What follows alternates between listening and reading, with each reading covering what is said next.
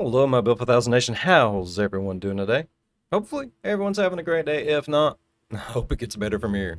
We are back with a new MrBallen video. This one is titled Words. A lot of words. There's words. Yep. This one is titled Perhaps the Most Dense Killer of All Time. Now, as we do know with the MrBallen video, sometimes these titles are subject to change. So that might not be the title when this video comes out. If not, I'll correct it in the description. All right. I'm excited to get in today's story. Hopefully you guys are excited as I am. If you are, please go ahead, turn them lights down low, put on something comfy, cup of something special. Let's get dense. Man, how... I haven't heard the word dense in, as my grandfather would say, in a coon's age. Like that. How often? How many words? All right, I'm ready to get into this story. Let's go ahead and get started. Oh, MrBallen. How fucked up are we going to come out of this? Hopefully very. Today's video is about a young man who develops a mysterious sickness, which doctors eventually realize is this disease is this one of the medical mysteries? So rare that in the last 100 years, it's only ever been documented 3 times. However, how he got this illness is far more horrifying than any of his symptoms. But before we get into that story, if you're a fan of the strange, dark, and mysterious delivered in story format, then you've come to the right place because that's all we do, and we upload once a week. So if that's of interest to you, please ask the like button to walk your pet for you while you're on vacation. But don't tell them that your pet is actually an angry saltwater crocodile. Also, please subscribe to our channel and turn on all notifications say land shark again. So you don't miss any of our weekly updates. Oh my god. Okay, let's get into today's story. Let's do it. Oh, I'm so excited. So excited. So excited. I'm not a big... Hold on. I'm not a big medical mystery person. I've never really been too big into the medical mystery stuff. Like, I'm one of those people, I don't even like to watch, like, the videos on YouTube where somebody will be, like, skateboarding and they'll wreck because whatever they hit, like, I feel that pain. I don't like it. I don't understand it. So I've never really been too big into the medical mysteries, mainly for that reason, because it's like, I know someone's going to have something wrong with like their brain, and then my brain's just going to fizzle the fuck out. I know that don't make any sense. It's not logical, but also it's not logical for me to see someone hit themselves in the nuts and it automatically go, oh God. Yeah. You know what I mean? It's awful. But MrBallen, like, he's changed my mind. On the afternoon of July 29th, 2016, a 23-year-old college student named Felix stood in the break room of the industrial manufacturing company where he worked in northwestern Germany. He poured some cereal into a bowl, and then he took his carton of milk out of the communal fridge. Hold up. What kind of cereal? Bro, I loves me some cereal, homie. Okay, I'm probably the only motherfucker like this. No, I can't be. I can't be the only motherfucker. How many of you guys out there, and ladies, love cereal so much that you'll have it for supper with like half a loaf of bread for toast? I'm just saying. Some Lucky Charms in a bowl, you know, the size of a newborn baby with a half a loaf of toast is supper for me. I don't know why. I've always been like that. I would rather have cereal than a steak, to be honest with you. And that's even back whenever I did actually eat meat before I figured I wasn't allowed to. Or, well, technically I'm allowed to eat meat, but like it makes me really sick anymore. It sucks. Not like physically sick, but like it starts doing weird shit to my body. And I would still prefer to have fucking cereal over anything. Oh, cereal. I want some cereal now. And then with the cereal and his Fuck. milk, he sat down at a table with 2 of his coworkers. So Felix Cereal was studying to milk? become an engineer. Oh my and that was God. his primary focus. And on his breaks from school, he would work here as a machine mechanic. But as a result of that, basically just being a college kid looking for a side gig, it made him one of the youngest people at this company. And so oftentimes, Felix had a hard time relating to his coworkers, who were all basically a lot older than him. Yeah. And in fact, now, as he sat down to eat his cereal, you know, the 2 coworkers that were sitting there already, these 2 men named Otto and Klaus, who were in their 50s, it's like they didn't even look up and acknowledge him. They just continued silently eating their sandwiches as if Felix wasn't even there. At first, Felix put up with... Well, maybe it's not the fact that they was older and he was younger and they was just like, oh, we have nothing in common. Maybe it was more to the fact that there's young blood in the business now and they worried. Like, I'm telling you, it's not always, oh, it's just because you're, sometimes people are just worried that their jobs are going to be in danger because they're bringing in younger people now. So maybe it's something to do with that. Maybe they do like him, but they're jealous or scared that he's going to end up taking one of their positions. And people get really violent whenever they feel threatened, especially their livelihood. And maybe these people will realize I can't show my ass like that because I will get fired. So I'm just not going to have nothing to do with the situation. It might be something like that. I'm just saying, I'm playing devil's advocate here, people. I'm trying to keep it on the bright side of things. the fact that this I have a feeling it's all going to go to fuck, though. lunch break so far was pretty awkward. Like, there was no conversation happening here. He definitely felt like he did not belong here. But eventually, the silence was deafening at this table, and Felix just couldn't stand it. And so he said to his coworkers, Klaus and Otto, hey guys, how's the day going? And Klaus looked up and stared at Felix, and he just shrugged, said nothing, and went back to eating his food. Now, Klaus, admittedly, was known as sort of a loner employee who kind of kept to himself, so this behavior was somewhat normal, although somewhat off-putting to Felix, who's trying to obviously start a conversation here. But then Otto, he looked Poor up, Felix. and he looked at Felix, and he was about to say something, but then paused, and this grimace came over his face, and he just said to Felix, you know what? I'm not having a good day. My head hurts, my stomach hurts, I feel tired, I feel kind of awful. And so now Felix is like, okay, sorry, Otto, I don't know what to tell you, that's tough. And then the 3 men just kind of went back to eating and back to silence. Now, Felix didn't know how to make this any less awkward, and so he just went back to eating his cereal in silence. And then when he was done, you should have just kept your head down and ate your fucking Cocoa Puffs, bruh. It seems safer than talking to these old fuckers. He got up and left the awkward break room. But Felix had only been back to his job for a couple of minutes when suddenly he felt this intense stomach cramp that made him double over in pain. Now, Felix actually was somewhat accustomed to getting cramps like this one because he was lactose intolerant. And typically, if he consumed dairy... Lactate. Get you some Lactate, bro. It tastes good. It tastes good. Man, I've been drinking Lactate for probably 6 years now. I never used to be lactose intolerant in any way, shape, or form. I'm that type of motherfucker that will go out, buy a gallon of milk and have the first half of it crushed day one. I loves me some milk. Good. Hook me up to the cow's tit and I'll be fucking happy, bruh. You know what I mean?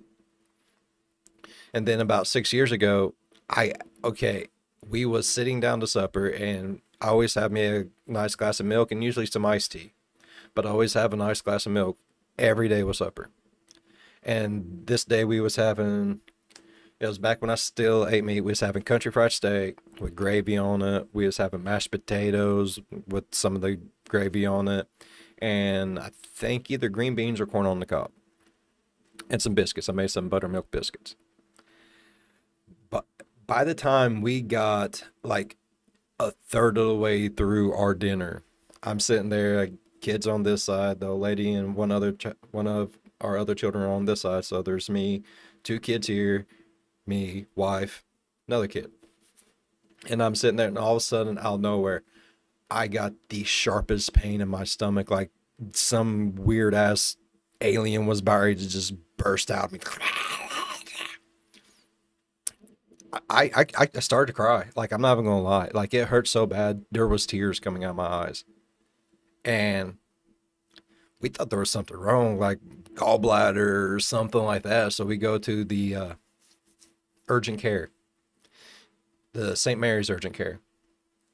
And they ran some tests, and they didn't know what was going on. And then they ran this doctor came in. He was like, do you care if I just do like one more test just to see something?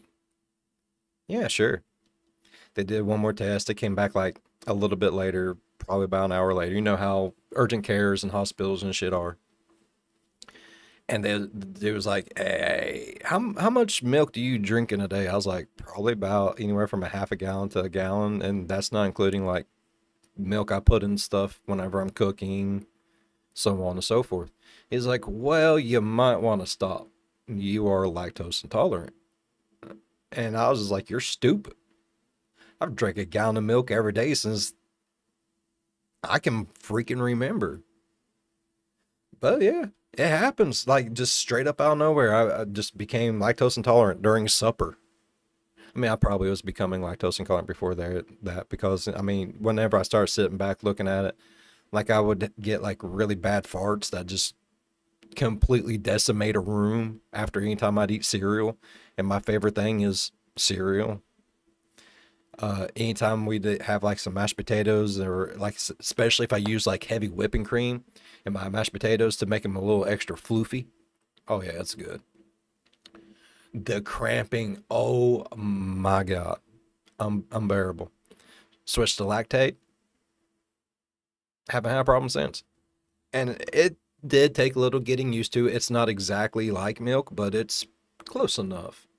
Shortly thereafter, he would get these stabbing pains in his stomach. Yeah. That's actually why he kept a carton of his own milk in the communal fridge that was lactose-free. And so suddenly, Felix wondered if maybe he had accidentally grabbed the wrong milk when he had poured his cereal just now. Had he grabbed regular milk, causing this pain? And so as a wave of nausea came over him, Felix sprinted back into the break room, opened up the communal fridge to see if he had grabbed the wrong milk. But he saw there was actually only one container of milk in the fridge, and it was his, the lactose-free kind.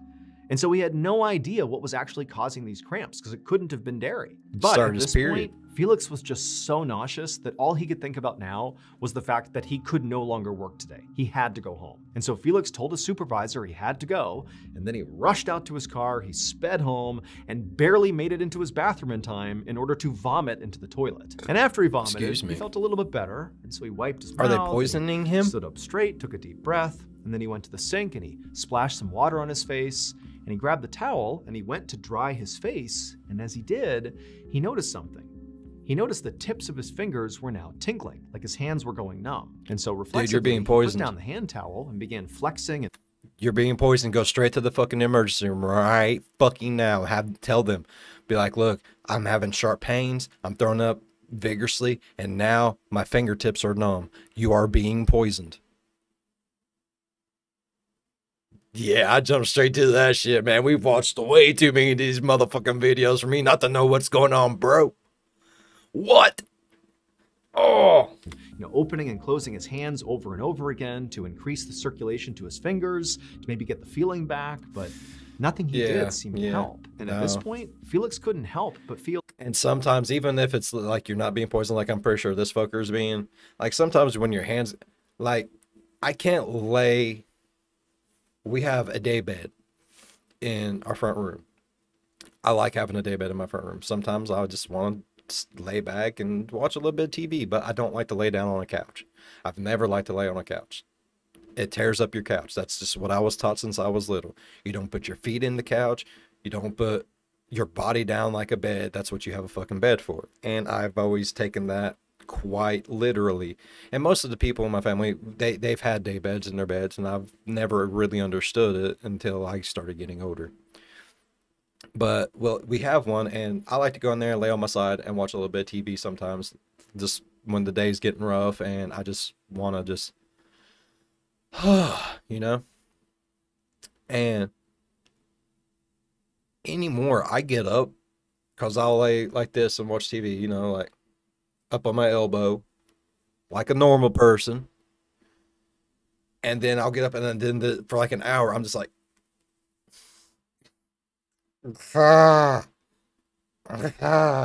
you know what I mean? I think I'm getting old. I never used to go through that. Like before my hand goes to sleep and it's like, and I'm good. Getting bad circulation. I think it might be, I don't know. I'm also a diabetic. I don't know. Being a diabetic's a new thing for me.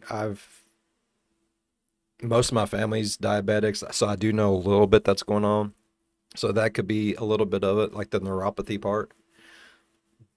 But where I was getting to is like sometimes the tips of my fingers, they will tingle and hurt and burn longer than the rest of my hand whenever the numbness is actually working out. So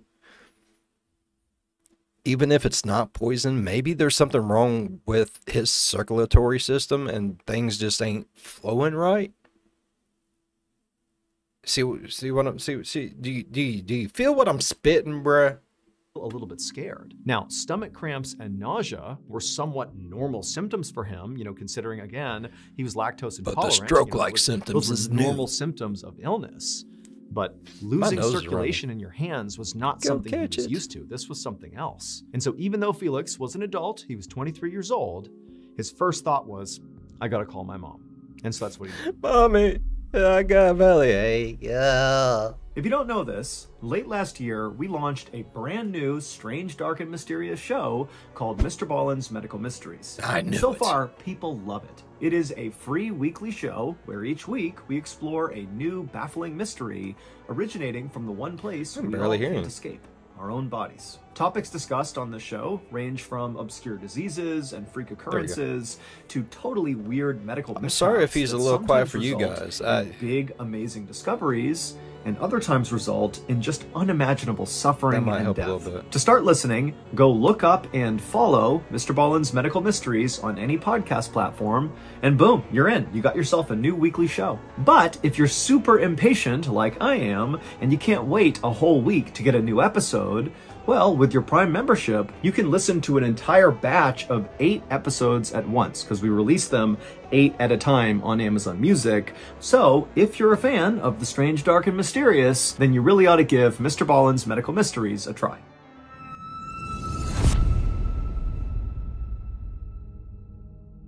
Two weeks later, Felix was still sick. On his mother's advice, he had gone to see his doctor, and his doctor had told him that he was very likely just overworked, and he prescribed Felix some vitamins and rest. Some vitamins? But those two things had not helped Felix. In fact, really, his symptoms had only gotten worse. He was still nauseous, and that tingling feeling he had felt in his hands had now extended all the way up into his forearms. And so as a result of this mystery illness afflicting Felix, he had not been able to go back to work, and he had spent the better part of the last 2 weeks just lying miserably in bed. But this morning, he was determined to get out of bed, take a shower, have a real meal, and basically just have a normal day. And so it started relatively well. He managed to, prop himself up and get out of bed.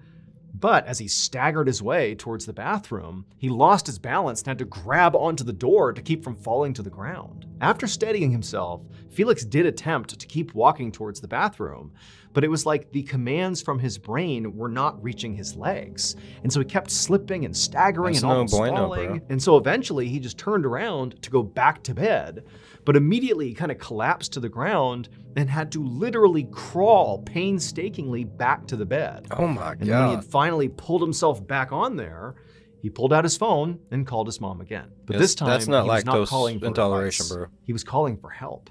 He needed her to drive him to the hospital.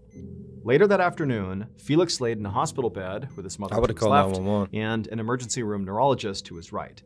The neurologist had heard about Felix's symptoms, and she was now performing a preliminary examination.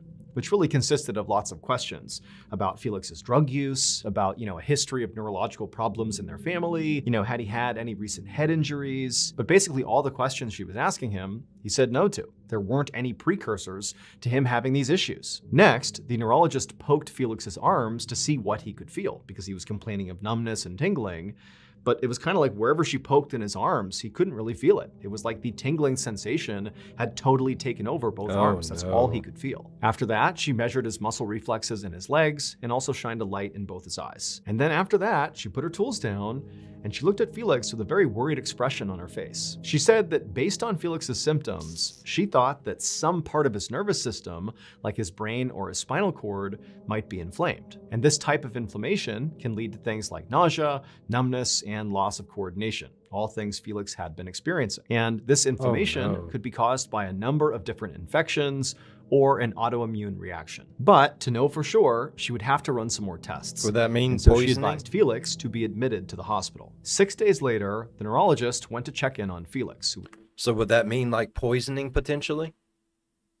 Because wouldn't that mess with the fluid in your spine and stuff like that? Was still at the hospital. And as soon as she walked into his room and saw Felix, she saw he looked terrible. His body was limp, his face was swollen, and his eyes were sort of glazed over like he was staring off into the distance. By this point, doctors had run imaging scans on Felix and had discovered that his brain and brainstem were inflamed, like the neurologist had suspected. But the neurologist could not figure out why this was happening. Typically, inflammation like this was caused by an infection. But the neurologist had tested Felix for every infection she could think of that could have caused this, and all those tests had come back negative. So her new working theory was Felix must be having an extreme autoimmune reaction, which is basically when your immune system malfunctions and starts attacking your own body. Autoimmune reactions can cause things like brain swelling. But this theory didn't really help Felix very much. Because first of all, it was nearly impossible to test to see if this theory was even true, that it was an autoimmune reaction. And second of all, even if you knew that's what it was, unfortunately, autoimmune reactions are notoriously difficult to treat. Basically, it was a shaky diagnosis that did not come with an easy cure. So basically, they know that there's a problem. The problem is probably killing him, but pinpointing how to fix the problem is a problem in itself. Man, this dude's gonna fucking die. Oh my God. The neurologist had given Felix some anti-inflammatory medication, hoping that maybe that would help, based on her research around autoimmune diseases, but it basically did nothing. And she knew that if she didn't find a way to lower the swelling in his brain and brainstem, that Felix could potentially suffer permanent brain damage or even death. So now, in Felix's hospital room, the neurologist walked over to him, very close to death tapped now. his shoulder, and she asked him how he was feeling. And Felix, when he sort of looked up at her, his eyes were rolled back in his skull, and it took a minute for him to focus on her. And then it was clear to the neurologist that it took all of his energy to croak out an answer. But the words he said didn't make any sense. He said, metal, mouth.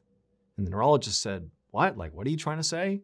And then he said, taste, water. And at that point, the neurologist realized what Felix was trying to say is that he had a metallic taste in his mouth and he wanted a cup of water to clear his mouth. The neurologist felt like this had to be a clue about what was going on with Felix. It was not some random symptom. Like, this has to be connected to the totality of what was wrong with him. But she didn't know what a metallic taste in his mouth had to do with his other symptoms. Motherfuckers tasting pennies and smelling blue. So she just grabbed a cup of water off the nearby table and handed it to Felix.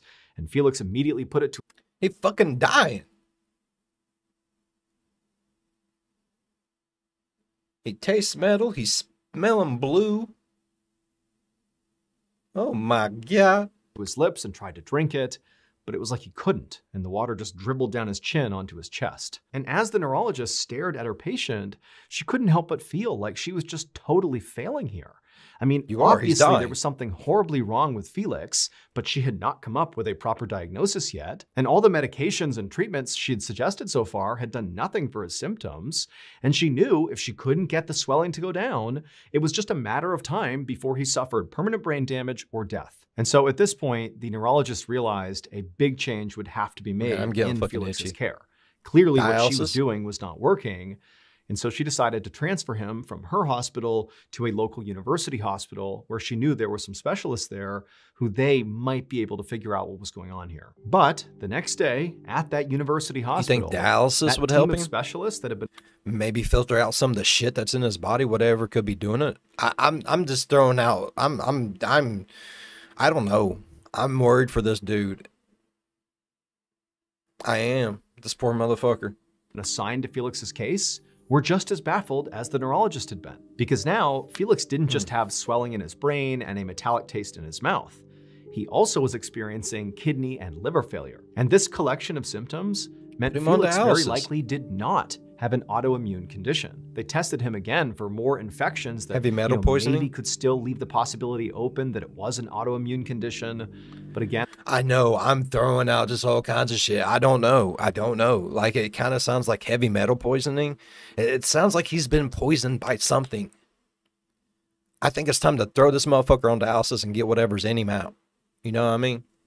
Damage is probably already done anyways. Those still all came back negative. And so effectively, these specialists who were here to, solve this puzzle were back at square one. They had made no further progress. Fuck. And so at this point, all Felix's doctors could do was just hope that whatever illness was plaguing Felix would sort of resolve itself on its own. And they would just, do their best to manage his symptoms and try to keep him comfortable until it did. However, by September of 2016, so 2 months after that first day that Felix went home sick from work, he had not improved. He spent most of his time laying in bed unconscious, barely clinging to life. At this point, most of these specialists were just monitoring Felix.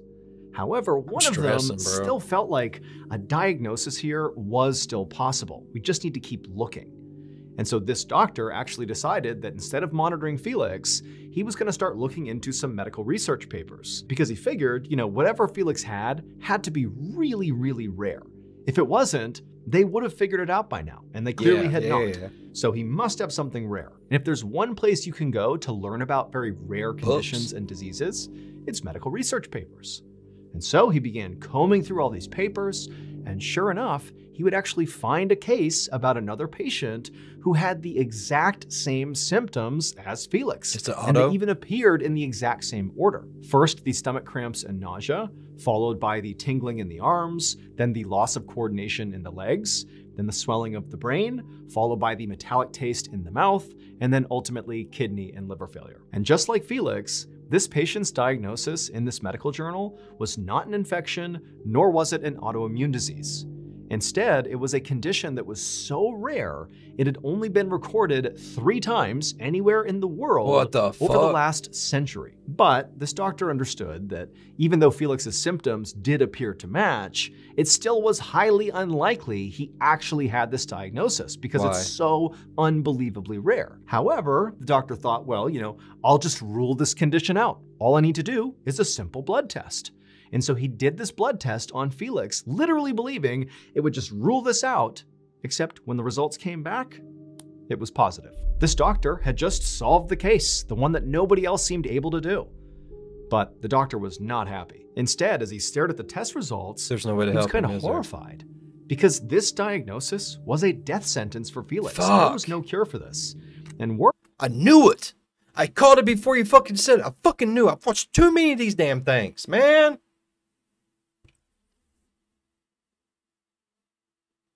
Fuck.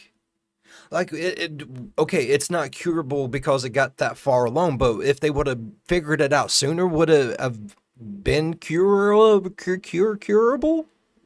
Would it have been at least able to be slowed down to where he could live some sort of a fucking normal-ass life for at least a little bit?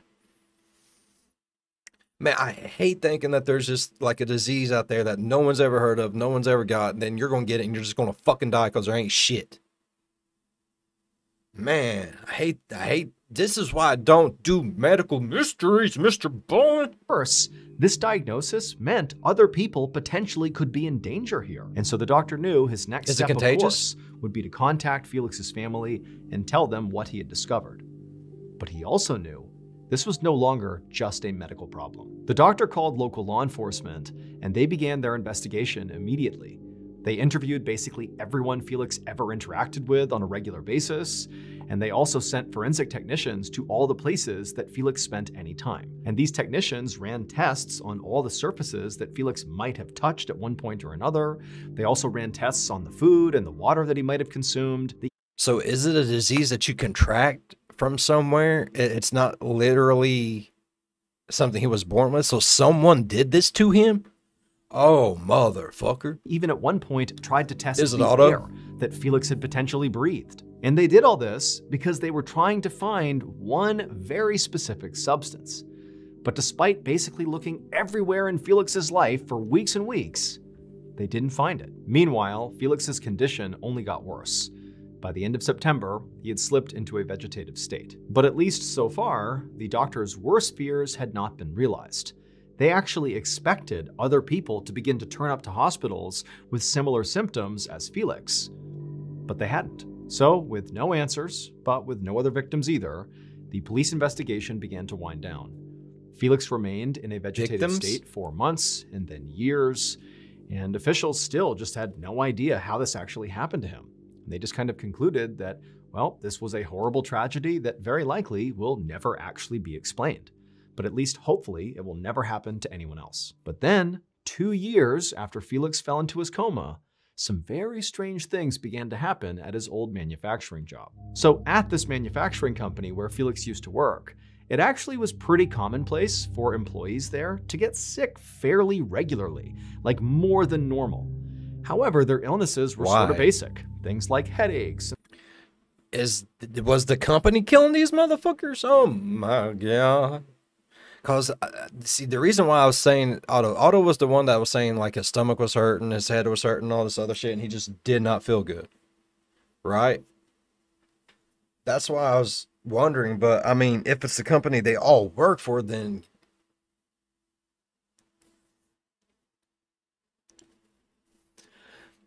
MrBallen, what the fuck are you doing to me, man? I'm losing my mind.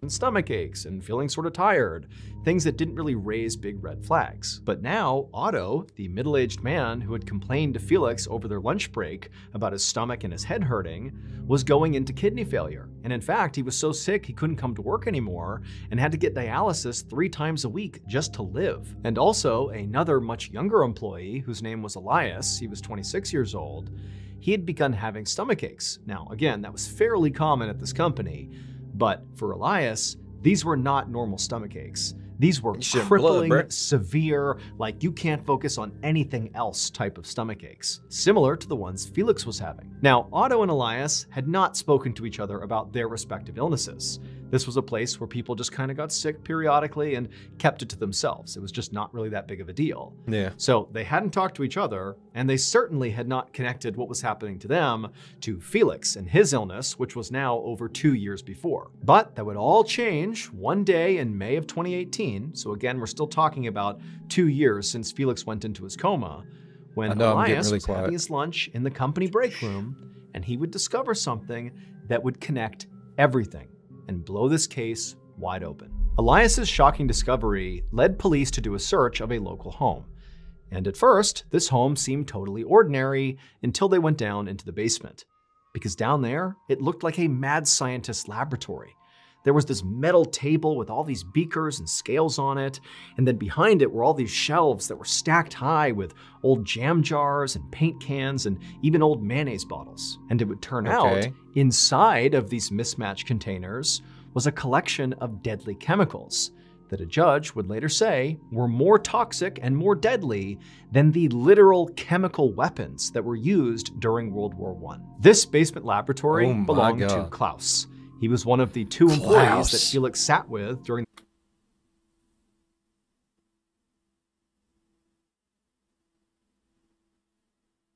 Man, I know you can't trust that name. The old lady watches the originals, man. You can't trust no one named Klaus.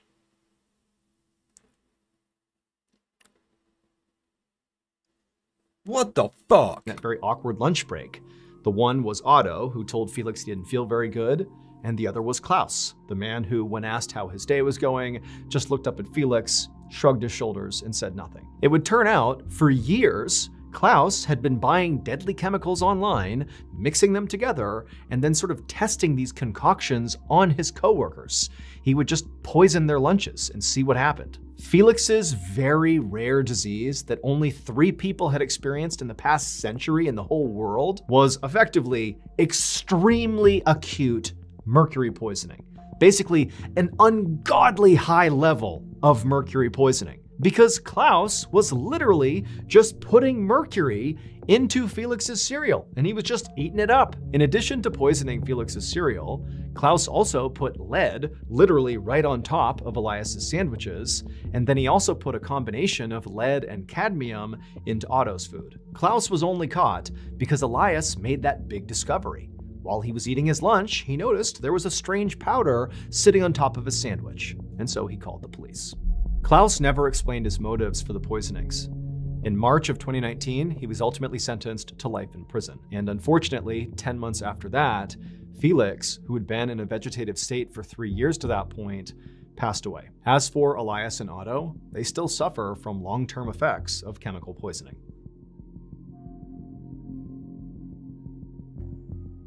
Oh my God. Man, you can't work. Thank you so much for watching. Let me know what you thought of today's episode in the comments. And it fucked me up for life, MrBallen. You can't trust coworkers. They try to kill you. You can't go on vacation. They'll try to kill you. You can't go on a boat because they'll try to kill you. You don't even need to be in your own home because it's going to try to fucking kill you, MrBallen. The world's not safe. I need a safe room. And hopefully, you know something? No, it'll probably try to kill me too. Oh my God. There's death everywhere. I really enjoyed this video. Oh my God. He can't trust a Klaus. The name. It's the name. Turns you into a supervillain. If there's any Klauses out there, I got my eye on you.